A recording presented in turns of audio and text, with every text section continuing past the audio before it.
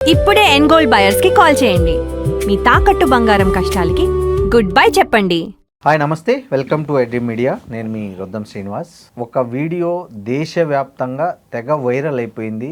అది ఏంటంటే పాట్నాలో అక్కడ ఒక రిక్రూట్మెంట్లో జరిగిన అవకతవకల మీద విద్యార్థులు ఒక ర్యాలీ నిర్వహిస్తుంటే ఆ ర్యాలీలో ఒక మురికివాడ నుంచి వచ్చిన ఆదిత్య అనే 6 years అబ్బాయి, 6 ఏళ్ళ అబ్బాయి అక్కడికి వెళ్ళి ప్రసంగించిన తీరు కానీ, అతను మీడియాతో మాట్లాడిన విధానం కానీ, అతను క్వశ్చన్ చేసిన విధానం కానీ దేశవ్యాప్తంగా ఒక పెద్ద చర్చనీయాంశమైంది. ఆ వీడియో వైరల్ అయింది. ఆ అబ్బాయిని పోలీసులు తీసుకెళ్ళి పోలీస్ స్టేషన్లో పెట్టడం, వాళ్ళ తల్లిదండ్రులు కౌన్సిలింగ్ చేయడం, వాళ్ళను కొట్టడము. ఆ అబ్బాయి తర్వాత మళ్ళీ ఇంకో అడ్వకేట్ను అప్రోచ్ అయ్యి పోలీసుల మీద కేసు పెట్టాలనడం, ఇవన్నీ నిన్న ఇంటర్నెట్ను కుదిపేశాయి. మామూలు వైరల్ కాలేదు, అంతా ఇంత వైరల్ కాలేదు. మాట్లాడదామంటే మొన్నటి వరకు మనం జన్జీ ఉద్యమాలనే చూసాము. ఈ నిన్నటి ఆదిత్య ఎపిసోడ్ చూస్తుంటే జన్ ఆల్ఫా ఉద్యమం కూడా చాప కింద నీరులాగా పాకుతోందేమో దేశవ్యాప్తంగానే ఒక ఇది సంకేతం నిన్న ఆ అబ్బాయి కనిపించింది. మనతో ఈ విషయాలను మనతో మరింత విశ్లేషణాత్మకంగా చెప్పడానికి ప్రముఖ సినీ నిర్మాత, సామాజిక విశ్లేషకులు తమ్మారెడ్డి భరద్వాజ గారు ఉన్నారు. సార్ నమస్తే. సార్ నిన్న చూసాం సార్, ఒక వండర్ చూసాం, మీరు కూడా చూసి ఉంటారు. అసలు ఆ అబ్బాయి రాజ్యాంగం గురించి మాట్లాడుతున్నాడు, హక్కుల గురించి మాట్లాడుతున్నాడు, భవిష్యత్తు గురించి మాట్లాడుతున్నాడు, అవినీతిని ప్రశ్నిస్తున్నాడు, సీఎం సామ్రాట్ చౌదరి రాజీనామా చేయాలంటున్నాడు. అసలు ఒక 6 ఏళ్ళ అబ్బాయి, అది కూడా ఒక సామాన్యమైన మురికివాడల్లో నివసించే ఒక కుటుంబ నేపథ్యం నుంచి వచ్చిన అబ్బాయిలో ఈ స్థాయి రాజకీయ పరిజ్ఞానము, రాజకీయ చైతన్యము, ప్రశ్నించే తత్వము, అసలు ఇది అబ్బాయి ఒక రెప్లికా లాగా అనిపించాడు సార్ జన్ ఆల్ఫాకి నాకైతే. సో మీరెట్లా చూస్తారు దీన్ని? అంటే మన చిన్నప్పుడు కాదు, ఎప్పుడప్పుడు కూడా ప్రపంచంలో జరిగే వింతల్లో ఈ పిల్లలు, ఆ వయసు పిల్లలు ఏదో భగవద్గీత మొత్తం చెప్పారనో, అయితే లెక్కలు చెప్తున్నారనో, చెప్పకుండా లెక్కలు చెప్తున్నారనో, బ్లైండ్ ఫోల్డింగ్ చెస్ ఆడారనో చెస్ ఆడుతున్నారనో, రకరకాలుగా చేసి చూసాం. కానీ రాజకీయం మాట్లాడే వాళ్ళని లేకపోతే ఉద్యమాలు చేసే వాళ్ళని ఆ పిల్లల వయసులో చూడాల. Correct sir. ఆర్టిస్టులను కూడా చూసాం, చిన్న పిల్లలు వాళ్ళ వయసులో పిల్లలు వచ్చి చేస్తారు, కానీ తర్వాత వాళ్ళ పిల్లల్లాగానే ఉంటారు. కరెక్ట్. కానీ వీడు విచిత్రం ఏంటంటే, ముందు అనుకున్నాను నేను వీళ్ళు ఎవరో ట్రైన్ చేసి పంపించుంటారు, 4 మాటలు అందరూ అట్లే అనుకున్నారు సార్. తర్వాత మీడియా వచ్చి మన ముందు మైకులు పెడితే మనమే కంగారు పడతాం వాళ్ళు అడిగే ప్రశ్నలు. ఒకళ్ళ మీద ఒకళ్ళు పడి అడుగుతుంటారు. వాళ్ళు అసలు ఎరుకు సరుకు లేకుండా అందరికీ సమాధానం చెప్తున్నాడు, అద్భుతంగా చెప్తున్నాడు. అవును. ఇప్పుడు మనం ట్రైన్ చేస్తే అన్ని చెప్పలేరు, అసలు చెప్పలేరు కదా సార్. ట్రైన్ చేస్తే బట్టి చెప్తారు. రిపేర్ అయ్యి మన వయసులో మనం వెళ్తేనే వాళ్ళు అడిగేదానికి బయట కంగారు పడిపోతూ ఉంటాం, కన్ఫ్యూజ్ అవుతాం. అటువంటిది అసలు వాడు అసలు ఏమి నదురు బెదురు మెణుకు ఏమీ లేకుండా ప్రతి దానికి చెప్తున్నాడు. అసలు డైరెక్ట్ క్వశ్చన్ చేస్తున్నాడు. ఐపీఎస్లు ఏం చేస్తున్నారు, అవును, చట్టం చెప్తున్నాడు, రాజ్యాంగం చెప్తున్నాడు, మర్డర్ హాఫ్ మర్డర్ అంటున్నాడు. లాఠీలతో కొట్టారంటే హాఫ్ మర్డర్, తలకాయ పగిలింది అడిగి. అవును, 13 కుట్లు పడ్డాయి అంటే హాఫ్ మర్డర్ ఇది. ఆ మర్డర్ కేసు సెక్షన్ 301 పెట్టినట్టు అడ్వకేట్ అప్రోచ్ అయ్యాడు సార్, హైకోర్టు అడ్వకేట్. వాళ్ళ అమ్మను కొట్టినది, కొట్టారు. అడ్వకేట్ దగ్గరికి లెటర్ తీసుకెళ్ళాడు. అవును. అంటే వాడు చేస్తున్న అంటే వీడియోలు చూస్తుంటే మనం మ్యూజిక్ కేసి సినిమా తీస్తే అద్భుతమైన హీరో క్యారెక్టర్ అది. ఎగ్జాక్ట్లీ సార్, పిల్ల హీరో క్యారెక్టర్. వాడు కోర్టులోకి లాయర్ దగ్గరికి వెళ్తున్నప్పుడు కానీ, లేకపోతే ఇక్కడ వీళ్ళంతా పోలీసులు అంతా చుట్టుముట్టేస్తే వాడు వెళ్తున్న తీరు కానీ, అవును, వాడు ఎక్కడ అసలు ఏమీ లేదు, జంకు బొంకు లేదు సార్. అసలు ఆ కార్లో కూర్చున్న పోలీస్ని ఎంత క్వశ్చన్ చేస్తున్నాడు చూడండి. ఎక్కి మరికిపోదు. ఎస్పీ నేను ఎందుకు కేసు పెట్టకూడదు నీ మీద అసలు అసలు చాలా అవును. అంటే ఆ గిన్నీస్ బుక్లు ఎక్కటాలు ఇటువంటివన్నీ చేస్తాం కదా. అవును సార్, నిజంగా దీన్ని గిన్నీస్ బుక్ ఎక్కించాల్సింది. నిజంగానే 6 yearsకి అంత మెచ్యూరిటీ ఉన్న. ఇంకోటి ఏంటంటే సార్, ఇప్పుడు మనం ఏది అడిగినా కానీ మేజర్ ప్రాబ్లం ఏంటంటే మన అపోజిషన్లోనూ తప్పు ఉంది, అంటే మనలాంటి వాళ్ళలోనూ తప్పు ఉంది సార్. గవర్నమెంట్ అనేది ఏ గవర్నమెంట్ వచ్చినా తప్పులు చేస్తూనే ఉంటుంది. అవును, కామన్ సార్, ఏ గవర్నమెంట్ వచ్చినా. ఆ గవర్నమెంట్కి అంటే అఫ్కోర్స్ ప్రధానమంత్రి ఆయన కాబట్టి ఆయన మనం టార్గెట్ చేస్తున్నాం అనేది మనం చెప్పే మాట. అవును. బట్ అది కాకుండా అంటే ఈ పిల్లోడిని చూసినాక నాకు అనిపించింది, మనం సూటిగా సమస్యని ప్రశ్నిస్తూ ఉంటే బాగుండేదండి. అది మనం చేయకుండా చాలామంది మోడీ గారిని టార్గెట్ చేస్తున్నాం. ఇది వాస్తవం సార్. మనం మోడీని టార్గెట్ విపక్షాలు కావచ్చు, మేధావులు కావచ్చు. అవును. సో ఆయన నిర్ణయాలు సగం ఉండుండొచ్చు, మిగతా సగం ప్రభుత్వం బ్యూరోక్రసీ కూడా ఉంటాయి కదా, అందులో తప్పులు ఒప్పులు ఉండొచ్చు. సో ప్రతిదానికి ఆయన్ని గంటగట్టి చేస్తూ ఉంటే దాన్ని ఏమవుతుంది, వాళ్ళు డైవర్ట్ చేస్తున్నారు. అవును.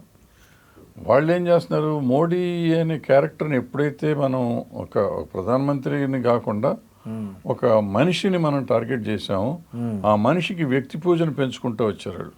కరెక్ట్. బ్యాలెన్స్ చేయడానికి చేసేటప్పటికి వాళ్ళ మోడీ గారిని ఏ స్టేజ్కి తీసుకెళ్లారంటే సగం ప్రజలు ఆయన్ని దేవుడు అని నమ్మే స్టేజ్కి, గుడి కట్టే స్టేజ్కి వెళ్ళిపోయారు. అవును. సో మోడీ గారిని మనం ఏమన్నా అంటే భరించే స్థాయిలో లేరు ఎవరు. అవును. అంటే మోడీ గారి విషయంలోనే కాదు, చాలామంది ఆర్టిస్టుల విషయంలో కూడా, ఆర్టిస్టులు కానీ కొంతమంది రాజకీయ నాయకులు, కొంతమంది వీళ్ళకి వాళ్ళని ఒక దేవుళ్ళలాగా మనం తీసుకెళ్ళిపోతున్నాం. అంటే మనం కూడా ఆ పొజిషన్ మనం అడిగేవాళ్ళం, ప్రశ్నించేవాళ్ళం. నాకు ఈ సమస్య ఉందని సమస్యని గురించి ఎక్కువ తక్కువను మోడీని గురించి ఎక్కువ మాట్లాడతాం. ఇది ఒక లోపమే వాస్తవంగా అయితే. ఇది ఇన్ జనరల్ లోపం. ఈ లోపంతో ఏమవుతుందంటే మనకి ప్రశ్నించే ప్రతివాడు దేశద్రోహి అయిపోతున్నాడు. అవును. ఎందుకంటే ఒక దేవుడిని తిడుతున్నట్టు అవుతుంది. మనం అడిగే సమస్య వేరు. సో దాని మీదకి వచ్చేటప్పటికి ఇవన్నీ రకరకాలు వస్తాయి. ఇప్పుడు ఈ పిల్లోడి దగ్గరికి వచ్చేసరికి వీడు ఇంత వయసు, ఆడికి అసలు ఇది అసలు ముందు బట్టలు వేసుకోవటం కూడా రాకూడదు. స్కూల్ 1వ క్లాస్ అంట. First class sir. ఫస్ట్ 6 ఏళ్ళకి 1వ క్లాస్ కాక ఏం చదువుతాడులే కానీ క్లాసు వాడేమిటి ఆ ప్రశ్నించడం ఏంటి, వాడు అసలు సెక్షన్లు మాట్లాడతాం ఏంటి, సూపరింటెండెంట్ ఆఫ్ పోలీస్ ఐపీఎస్ అని వాడికి ఎట్ట తెలుస్తుంది, ఎస్పీ అంటున్నాడు. ఆ పిల్లలు పోనీ ఫ్యామిలీ అన్న పెద్ద ఫ్యామిలీ అంటే వాళ్ళు అవును, వాళ్ళు గయ సిటీ కూడా కాదు, గయలో ఉంటారంట. అంటే విలేజ్. అక్కడి నుంచి ఇక్కడికి వచ్చేవాడు ఉద్యమంలో పాల్గొనటం ఏంటి, ప్రదర్శించడము, బస్సు ఎక్కడము, అసలు జెండా ఎగరేసాడు బస్సు ఎక్కి. సో అసలు వాడు నాకు మీన్ ఇవాళ వాళ్ళని చూసి సిగ్గు తెచ్చుకోవాలి చాలామంది. Yes, exactly sir. అందరం సిగ్గు తెచ్చుకోవాలి. మనం కూడా ఊరికే మాట్లాడితే మోడీనో లేకపోతే రూలింగ్ చీఫ్ మినిస్టర్నో ఎవరి మీద మనం కామెంట్ చేసే మనం కూడా సమస్యను తీసుకొని సమస్య మీద మాట్లాడతాం నేర్చుకుంటే కరెక్ట్ కాన్సన్ట్రేషన్ సమస్య వెళ్తుంది. ఇవాళ ఈ దేశంలో 100 సమస్యలు ఉన్నాయి మనకి. అవును, 100 సమస్యలు ఉంటే వందే మాత్రం సమస్య అయింది ఇవాళ. దౌర్భాగ్యం. వందే మాత్రం సమస్య అయింది. వందే మాత్రం సమస్య ఎప్పుడు కాదు, వందే మాత్రం పడితే ఎవరికి అబ్జెక్షన్ ఉంది? ఎవరికి లేదు. ఎవరికి లేదు. కూడా లేదు. నాకు క్రిస్టియన్స్ వ్యతిరేకించట్లే, సిక్కులు వ్యతిరేకించట్లే, జైనులు వ్యతిరేకించట్లే, పార్సీలు వ్యతిరేకించట్లే. ఎందుకు వ్యతిరేకిస్తారు? ఎవరు వ్యతిరేకిస్తున్నారు దాన్ని? ఇప్పుడు వందే మాత్రం నీకు ఫస్ట్ వర్షన్ పైన 2 స్టాన్జాలో 1 స్టాన్జానో దేశభక్తి అనుకుంటే మిగతా దైవభక్తి అనుకుని వదిలేస్తారు, దాన్ని పట్టించుకోరు. అంతే. నువ్వు దాన్ని ఎప్పుడైతే తెచ్చి చేస్తున్నావో వీళ్ళంతా మాట్లాడతాం మొదలెట్టారు. వీళ్ళు ఎప్పుడైతే మాట్లాడతాం మొదలెట్టారో నువ్వు దేశభక్తి లేదని వీళ్ళు మాట్లాడతాం మొదలెట్టారు. అసలు వందే మాత్రం గురించి వాళ్ళు మాట్లాడుతూ ఉండి కూడా మనం పట్టించుకోవాల్సిన అవసరం ఎందుకు? అంటే దాన్ని చట్టం చేస్తున్నారు కదా సార్. చేసుకోమనండి, ఏం చేసుకోండి, నష్టం ఏంటి? కఠిన శిక్షలు పెట్టారుగా, 3 సంవత్సరాలు బెయిల్ లేకుండా జైలు. సరే ఈ గవర్నమెంట్ పెట్టింది, రేపు ఇంకో గవర్నమెంట్ వస్తే తీసేస్తుందేమో. ఈ చట్టాలు ఎన్నో వస్తాయి, ఎన్నో పోతాయి. అంటే ఒకవేళ ఆ చట్టం చేసినా చేయకపోయినా, అది వందే మాత్రం అయినా అవ్వకపోయినా దేశంలో ఎవరికి నష్టం లేదు. అవును, ప్రజలకు ఎవరికి నష్టం లేదు. ప్రజల జీవన ప్రమాణాలకు దానికి సంబంధం లేదు. అవును. సో ఎప్పుడైతే మనం ఈ వందే మాత్రంలో నువ్వు ఎందుకు పెడుతున్నావు, ఇదేది మనం ఇదేమంటారు దీన్ని, సమానత్వం రాజ్యాంగంలో అన్ని మతాలకి సమానంగా హక్కు ఉంది. కాబట్టి ఈ దీంట్లో మనం ఒట్టి హిందూ దేవతల గురించి మాట్లాడతాం, తప్పు అని మనం మాట్లాడతాం. దీన్ని కాపాడి మీరు ఏం చేస్తారు? అవును, ఇప్పుడు ఫస్ట్ థింగ్ చట్టాన్ని ఆపలేరు, ఎందుకంటే అక్కడ బ్రూట్ మెజారిటీ ఉంది. First point. ప్లస్ నీకు సచ్చినైన సమస్యలు ఉంటే దానికోసం నువ్వు మాట్లాడతా టైం అంతా వేస్ట్ అయిపోవట్లా. ఇప్పుడు అధికారం వేసే ట్రాప్ ఏమో సార్, ఇది అధికార పార్టీలు వేసే ట్రాప్ యాక్చువల్గా అయితే. అంటే దేన్ని మాట్లాడకుండా చేయాలంటే దేన్ని ముందుకు తేవాలో వాళ్ళు బాగా పండిపోయారు. అవును, వాళ్ళు చేస్తున్నారు కాబట్టి వీళ్ళు చేస్తున్నారు. ఇదే ఇప్పుడు ఆ ట్రాప్లో పడకుండా వీళ్ళు ఓకే అండి అయిపోయింది, నెక్స్ట్ ఏంటి మేము కూడా పాడతామంటే అయిపోయింది. అంతేగా, పాడపోతే ఏమైంది, నష్టం వచ్చింది. అవును, నిన్నే వచ్చి రోజు పాడని రికార్డ్. ఇప్పుడు నేను పొద్దున్నే లేస్తే ఆ దేవుడు శివస్తోత్రమో వినాయకుడో ఇంకోటో లేకపోతే ఇంకోటి ఏదో దేవుడు మనకి ఇష్టమైన దేవతల పాటలు పాడుకుంటా ఉంటాం. కాళికామాత ఏవో ఉన్నాయి అవన్నీ పాడుతూ ఉంటాం. హరిగిరి నందిని అవన్నీ పాడుతూ ఉంటాం. అటువంటి పాడితే మనం పాడుకుంటాం, అట్లాగే ఇది కూడా పాడతాం. అంతే, నష్టం ఉంది. అవును. ఇప్పుడు ఇంకొకటి కూడా ఉండాలి దాంట్లో. ఇప్పుడు ఎట్లా జనగణమనలో ఉన్న జనగణమనలో కూడా ఇవన్నీ ఉన్నాయి, అన్నీ ఉన్నాయి. అక్కడ కూడా స్త్రీ దేవత చంపుతుంది, ఆవిడ భరతమాత అంటారు. ఇక్కడ కూడా భరతమాతనేమో. ఇప్పుడు అక్కడ కాళికాదేవి అనుకున్నది భరతమాత అనుకునవచ్చు. సో దాని మీద అసలు డిస్కషన్ ఎందుకు మనకి, అనవసరం. పైగా ఈ టీవీలలో పిలిచి నీకు వచ్చా నాకు రాదు, నీకు వచ్చా నీకు రాదు, ఎందుకు దాని గురించి వచ్చిన వాళ్ళు పాడతారు, మనం విందాం, అంతే, నష్టమేం లేదు. లేదంటే రికార్డు ఉంటుంది, క్యాసెట్ వేసుకొని మనం లిప్ మూమెంట్ ఇస్తే అయిపోద్ది. ఇవన్నీ మనకి ఊరికే మాట్లాడుతుండ. నాకు ఒకసారి నవ్వు వచ్చింది, మొన్న కూడా చెప్పాను నేను. విజయ్ ఇక్కడ ప్రమాణ స్వీకారం చేసిన రోజు, అసెంబ్లీ ఓపెన్ అయిన రోజు వందే మాత్రం వస్తుంటే విజయ్ పాడలా, లిప్సింగ్ చేయలేదు. అంటే రాదు కాబట్టి ఎవరు పాడలేదు. సో క్రిస్టియన్ కాబట్టి పాడలేదు అని ఎవరు కామెంట్ చేశారు. అవును, మరి మోడీ గారు మొన్న పాడలా, అమిత్ షా గారు పార్లమెంట్లో వాళ్ళే. అది తప్పు లేదు, పాడాలని రూల్ ఎక్కడ లేదు. మనసులో పాడుకుంటా అంటారేమో సార్, పాడితే పాడతారు లేకపోతే లేదు, అంతే. దానికి పాడకపోతే దేశభక్తి లేదు. మోడీ గారికి దేశభక్తి లేదు, అమిత్ షా గారికి దేశభక్తి లేదు మనం అంటామా? ఇవన్నీ అసలు అనవసరమైన చెత్త డిస్కషన్లు, టైం వేస్ట్. ఇవాళ సమాజంలో 100 ప్రశ్నలు ఉన్నాయి, విపరీతంగా ధరలు పెరిగిపోయినాయి. అవును, అర్థం లేదు. ఇవాళ నిన్న షుగర్ రేటు పెరిగిపోయింది, దానికి అది పెద్ద సమస్య. విద్య అనేది దరిద్రం బట్టి ఇప్పుడు ఆ జెన్జీలు జెన్నాల్ఫాలు అనేవాళ్ళు రోడ్లు ఎక్కేసి ఉన్నారు మొత్తం అన్ని రాష్ట్రాల్లోనూ అటంతా. సో వాళ్ళకి సపోర్ట్ చేసేవాళ్ళు లేరు. వాళ్ళు పిల్లలు కొట్టుకుంటా అంటే ఏదో చేస్తా తిరుగుతున్నారు వీళ్ళు. దానికి అపోజిషన్ కూడా ఈ రూలింగ్ పార్టీతో కలిసిపోయిందా లేదంటే అసలు ఏమీ లేదా, ఏం జరుగుతుంది దేశంలో అనేది తెలియదు. ఈ పిల్లోడిని చూసి వీళ్ళందరూ సిగ్గుపడాలి, నేర్చుకోవాలి. ఆ పిల్లోడు మాట్లాడినంత లెవెల్లో కూడా మనం మాట్లాడలేకపోతే వయసు పెరిగిపోయి రాజ్యాంగాన్ని గురించి మాట్లాడి చదువుకున్న వాళ్ళం అని చెప్పి మనం 1వ క్లాస్ పిల్లోడికి సమానంగా రాజకీయం మాట్లాడలేని పరిస్థితిలో ఉన్నారంటే ఎంత సిగ్గుపడాలి వీళ్ళు, ఎంత ఆలోచించాలి వీళ్ళు. నిజమే sir. So hats off to him. ఓ పక్కన అతను అభిజిత్ కానీ సౌరవ్ దాస్ కానీ వాళ్ళందరూ ఓ రకంగా మన ఓ దారికి తీసుకొస్తే ఈ పిల్లోడు ఇంకో రకంగా కళ్ళు తెరిపించాడు. వాళ్ళు దారి వేస్తే ఇతను లైట్ వెలిగించాడు, ఈ దారిలో నడచండి. ఆ మధ్యలో పిల్లలు మూగ చెవిటి పిల్లలు స్కూల్ కోసం వాళ్ళు చేశారు. అవును, ఇంకొక చోట ఎక్కడో స్కూల్ పిల్లలు చేశారు. అవును సార్. ఇవన్నీ చేస్తూ ఉంటే ఇప్పుడు ఈ పిల్లోడు 6 ఏళ్ల పిల్లోడు 1వ క్లాస్ పిల్లోడు మాట్లాడుతూ ఉంటే ఇప్పటికైనా ఈ దేశ ప్రజలు కళ్ళు తెరిచి ఏ పార్టీలకు అతీతంగా బీజేపీకే ఓటేయండి, బీజేపీనే ఉంచండి, నష్టం లేదు. కానీ ఈ దేశంలో విద్య అనేది కావాలి. ఇప్పుడు ఆ విద్య కోసం వైద్యం కోసం మనం ఏం చేద్దాం అనేది ఆలోచిద్దాం. అవును, ఏ పార్టీ వచ్చిందని మనకు అనవసరం, ఏ పార్టీ వచ్చినా ఏమి మారదు. ఇప్పుడు నిన్న ఎక్కడ చూస్తున్నా, అక్కడ పర్ క్యాపిటల్ ఇన్కమ్ పెరిగింది అన్నారు. 60,000 ఉండేది పాత ప్రభుత్వంలో, ఇప్పుడు 1,80,000 ఎంత వచ్చింది. 1,80,000 పర్ క్యాపిటల్ అంటే డబ్బులు పేరుకి వస్తుంది. ఎవరికన్నా ₹1,00,000 కంటిన్యూస్గా వస్తుందా? ఎవరికి రాదు సార్. ఎవరు అంబానీకో అదానీకి వస్తే దాన్ని అందరికీ పర్ క్యాపిటల్ ఇన్కమ్ అని ఎట్లా చెప్తారు? అదే అంబానీ అదానీ ఆస్తిని దేశ జనాభాతో అంటే అసలు ఎవడో చెప్తాడు, దాన్ని పట్టుకొని మనం ఎగురుతూ ఉంటే ఇవాళ సామాన్యుడి కనీస వేతనం ఎంత ఉంది? ఎంత ఉంటే నీకు ₹1,80,000 మనకు ఉంటే ఎందుకు 80 కోట్ల మందికి బియ్యం ఇస్తున్నాం? ఒళ్ళు పొగరా గవర్నమెంట్? అవును.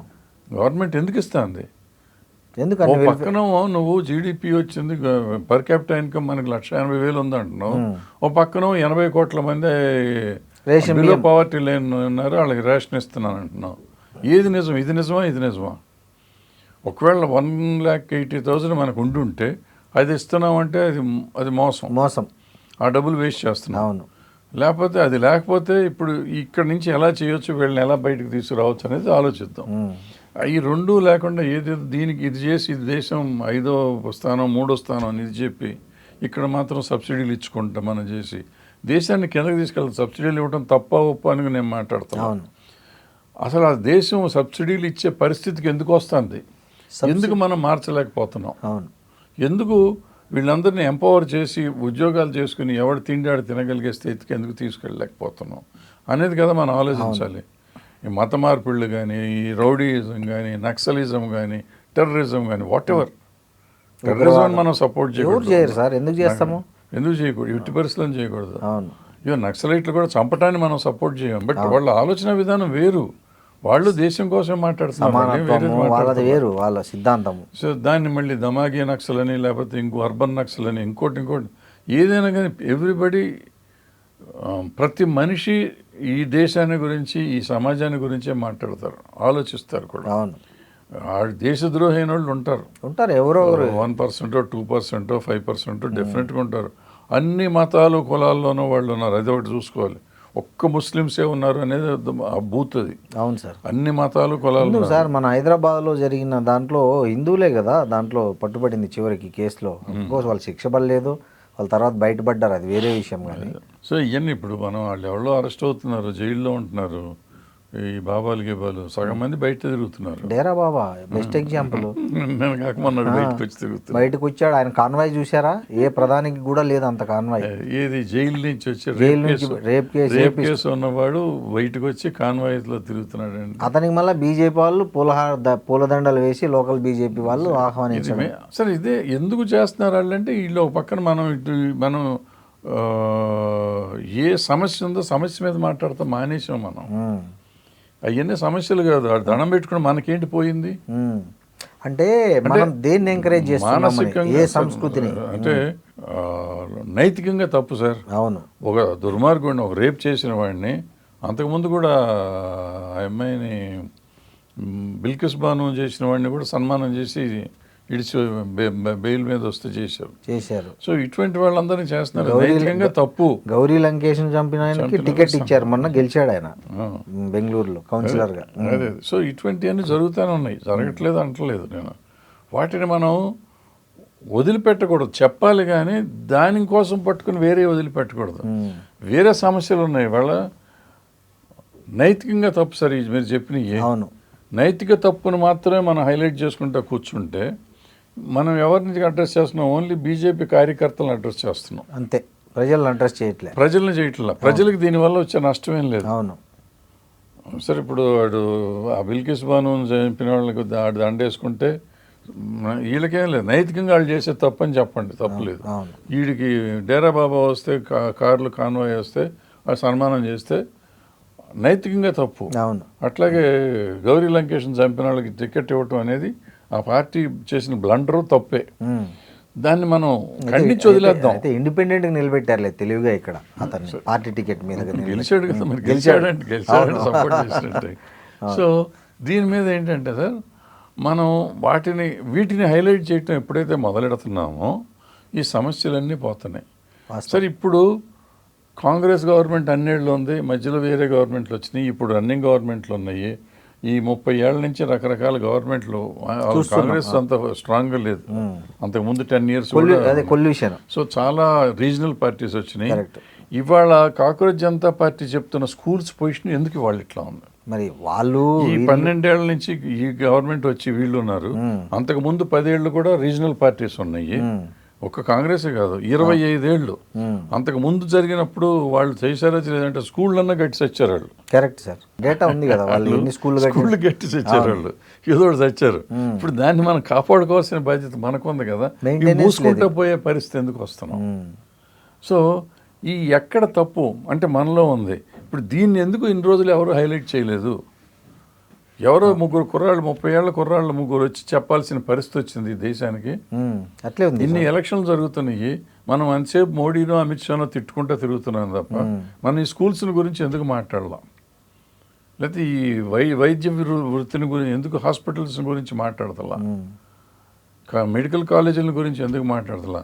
మాట్లాడితే నేను 12 మెడికల్ కాలేజీలు 24 మెడికల్ కాలేజీలు చేసామంటున్నారు, కానీ మెడికల్ కాలేజీలు సరిగ్గా నడుస్తున్నాయా లేదా, నడిచే వాటికే ఊరికే ఇక్కడ మెడికల్ కాలేజీలు ఇక్కడ ఇచ్చేసాం అంటారు. అవును సార్.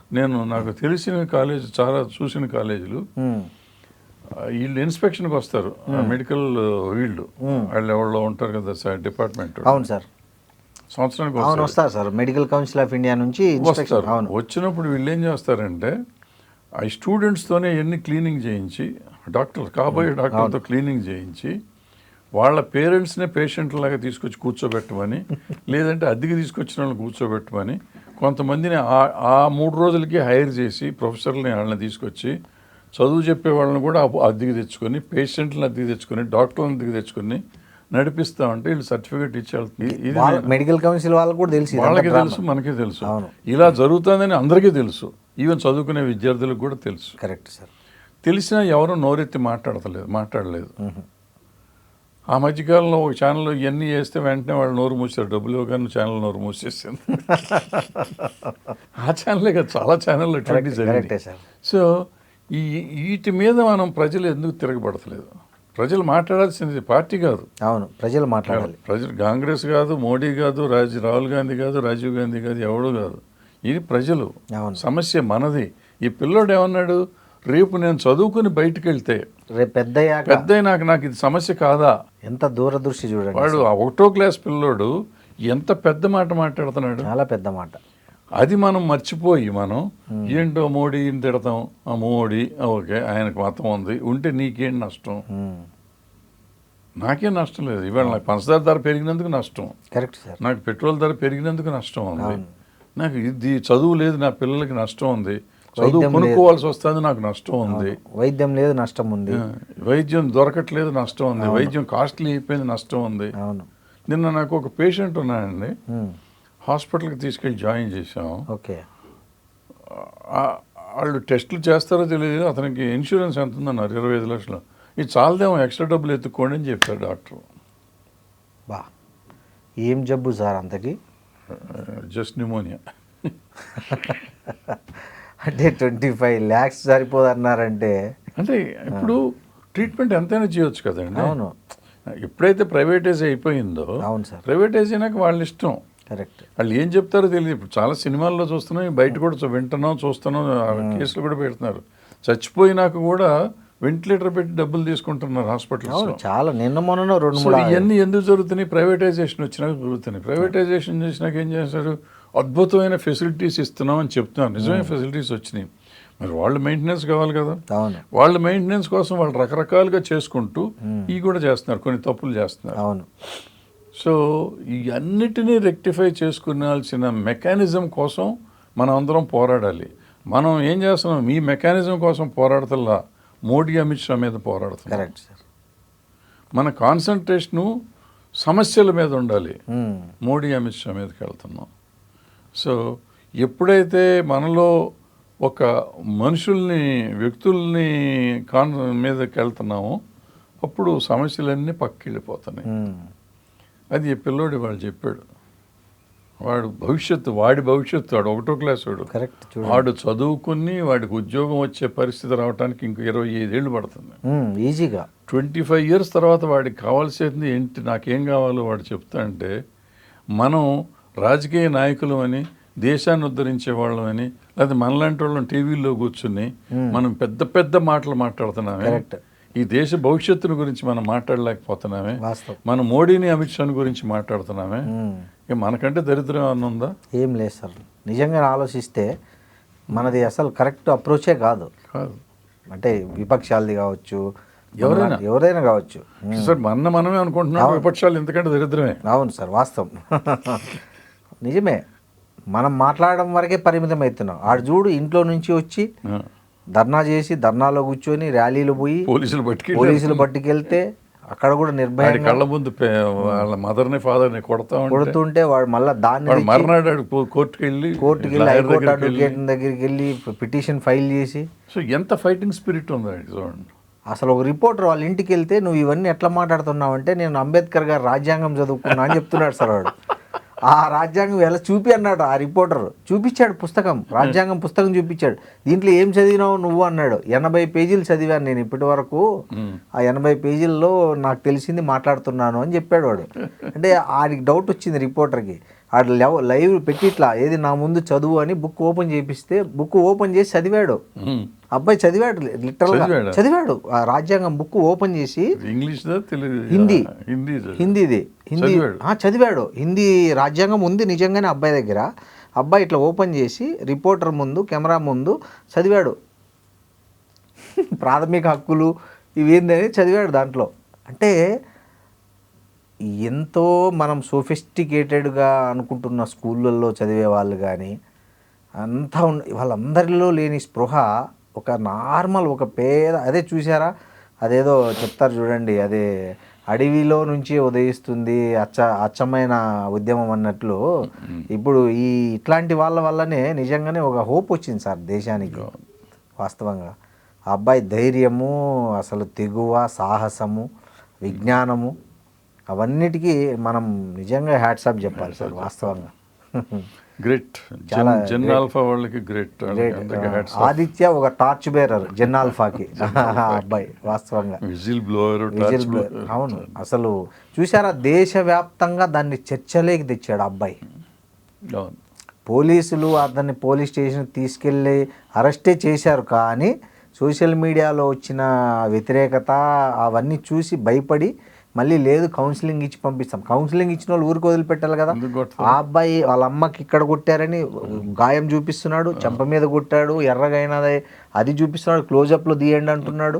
వాళ్ళ అమ్మకి దెబ్బ తగిలింది. అసలు వండర్ అవుతున్నాం కానీ చాలా అసలు హృదయ విదారకమైన ఘట్టం సార్. అవును, చాలా చాలా డేంజరస్ సిచ్యువేషన్లో ఉన్న దేశం అనేది ఆ పిల్లడు చెప్పాడు. కరెక్ట్. బట్ అది అపోజిషన్ పార్టీస్ కూడా అర్థం చేసుకోవాలి, మనుషులు అర్థం చేసుకోవాలి, ప్రజలు అర్థం చేసుకోవాలి.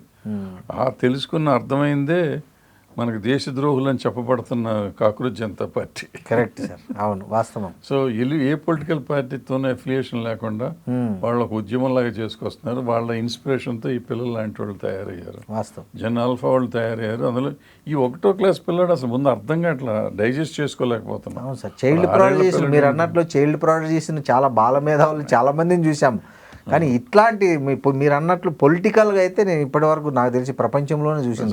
ఎక్కడ జరగలేదు. ఇది ఒక ఏమంటారు 10వ వింత 8వ వింత అట్లా ఉంది సార్. 8వ వింతలాగే ఉంది సార్ ఇది. సార్ ఇంకోటి, నిన్న సుభాష్ జీ ఛానల్ వ్యవస్థాపకులు సుభాష్ చంద్రజీకి ఎన్సిఎల్టీ ఒక అప్రూవల్ ఇచ్చింది. ఏంటంటే ఆయన 24,657 అప్పు ఉన్నాడు సార్ బ్యాంకులకు. ఆయన తీసుకున్న రుణము ఆయన 6.5 అక్షరాల 6.5 కోట్లు కడితే మొత్తం మాఫీ చేయడానికి నిన్న ఎన్సిఎల్టీ యాక్సెప్ట్ చేసింది. 22,657 ఎక్కడ, జస్ట్ 6.5 కోట్లు ఎక్కడ సార్? దీని మీద విజయ్ మాల్యా ఒక ట్వీట్ చేశాడు, కింగ్ఫిషర్ ఏమైనా ఇదేంది ఇండియాలో ఇంత అన్యాయం జరుగుతోంది. ఆయనేమో 22, నా మిత్రుడు సుభాష్ చంద్ర ఏమో 22,657,00,000కు 6.5 కోటి కడితే మాఫీ చేసేసారు, ఓకే చేసేసారు. నేను 6,200 చిల్లర కోట్లు నా అప్పు మొత్తము, నేను ఇప్పటికే 14,100 కోట్లు పే చేశాను బ్యాంకులకి, బట్ నాకు మాత్రం ఇంకా అది చేయట్లేదు, నాకు క్లియర్ చేయట్లేదు, ఇదేం అన్యాయం అనేది ఒక ట్వీట్ చేశాడు. సో దీన్ని మనం ఎట్లా అర్థం చేసుకోవాలి అంటే ఇప్పుడు అంటే ఇక్కడ సార్, అంటే మీకు ఇద్దరు బీజేపీ వాళ్ళే, జి సుభాష్ చంద్ర ఆయన బీజేపీ వెళ్ళిపోయిన మనిషి, అంతకుముందు ఈ పారిపోక ముందు విజయ్ మాల్యా కూడా బీజేపీ నుండి ఎంపీగా ఎలక్ట్ అయిన వ్యక్తి. ఏంటి ఈ వైరుధ్యము, దీన్ని ఎట్లా అర్థం చేసుకోవాలి సార్? వైరుధ్యం అంటే అర్థం చేసుకునే విధానంలోనే అర్థం చేసుకోవాలి. వేరే రకమే ఉంటుంది, కొత్తగా ఉంటుంది.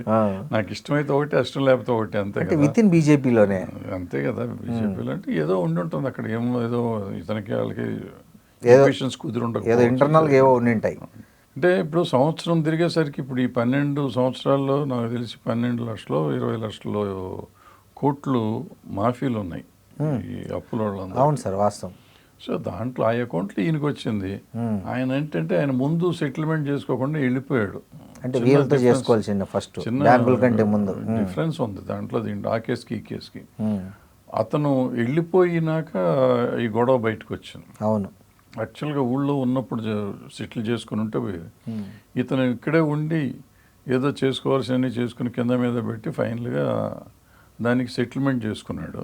సో సెటిల్మెంట్ ఇప్పుడు మనం అనుకున్నట్టు ఆ 12 లక్షల కోట్లు 20 లక్షల కోట్లు సంవత్సరం అంబానీకి కూడా అలాగే చేసినప్పుడు ఈ చిన్న కేసు 20,000 కోట్లకు చేసి కరెక్టే. ఇప్పుడు విజయ్ మాల్యా ఆవేదన కూడా కరెక్టే కదా సార్. నేను 6,000 కోట్లకు 14,000 కోట్లు కడితే నాది ఇంకా పెండింగ్ పెడుతున్నారు, వాడేమో 22,000 కోట్లకి 6.5 కోటి కడితే సెటిల్ చేశారు. ఇదేమో గవర్నమెంట్ చేయొచ్చేమో, అది బ్యాంకులు చేయాలి ఉందేమో, తేడా ఉందేమో, మనకు కరెక్ట్ డీటెయిల్స్ తెలియవు కదండి.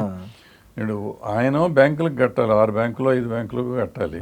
మరి ఈయన ఎవరికి కట్టాలి? బ్యాంకులకు కట్టాలా, గవర్నమెంట్కి కట్టాలా, లేకపోతే ఈయన కట్టాల్సింది గవర్నమెంట్ పరిధిలో ఉందా? ఈ డీటెయిల్స్ అన్ని తెలియకుండా మనం మాట్లాడతాం అనవసరం. అది రేపు మళ్ళీ మన పిచ్చోళ్ళ కింద కట్టకుండా ఉంటారు.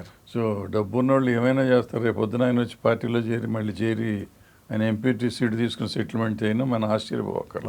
సడన్గా మంత్రి అయిపోయినా మనం పట్టించుకోవాలి. ఏదైనా జరుగుతుంది ఈ దేశంలో.